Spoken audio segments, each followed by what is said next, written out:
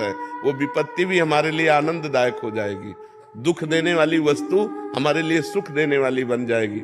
जैसे प्रहलाद जी को आग में बैठाला गया तो जल गई हिरण्यकश्यप की बहन, और प्रहलाद जी का एक रोम भी नहीं जला, आनंद रहा, क्योंकि भगवान का सानिध्य है ना, भगवान लक्ष्य है ना, भगवान का चिंतन है ना, तो विपरीत परिस्थिति हो जाती थी। जिस उसने शीतल पट प्राप्त किया था, अग्नि से वरदान प्राप्त किया था, नहीं जलेंगी, तो शीतल पट ओढ़कर बैठी तो ऐसी वायु चली कि सामने प्रहलाद के ऊपर शीतल पट हो गया और वो जलकर राख हो गए। तो प्रतिकूलता भी आनंद प्रदान करने वाली बन जाएगी यदि हम भक्ति का लक्ष्य रखें और जो आई हुई विपत्ति है उसमें भगवान का विधान देखें। मंगल में कोई भगवान का विधान है, जो दुख आया है ये सुख को प्रकट करने के लिए आया है, ऐसी जब भावना रखेंगे तो दुख आदर पूर्वक हम सह जाएंगे। और जब हम दुख को दुख मानकर भयावा, तो फिर हम घबरा जाएंगे, भगवान का स्मरण छूट जाएगा और हम दुख से निकल भी नहीं पाएंगे। भगवान का भक्त कभी डिप्रेशन में नहीं जाता।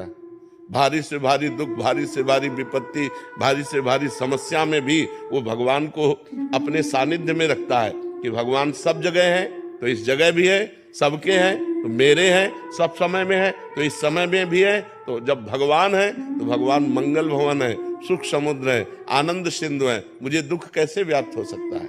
तो ऐसी भक्ति को हम अपने हृदय में धारण करें, और संघर्ष तो करना ही है।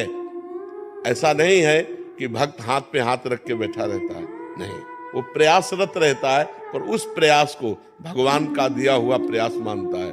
सफलता असफलता दोनों में समान भाव रखता है। प्रयत्न पूर्वक वो दुख सुख को सदुपयोग करता है। सुख का सदुपयोग औरों को बांटकर, दुख का सदुपयोग भगवान की कृपा मानकर। अगर भगवान की हम कृपा मानेंगे तो हम दुख को सह जाएंगे। कुंती जी ने तो पद पद पर विपत्ति मांगी भगवान से।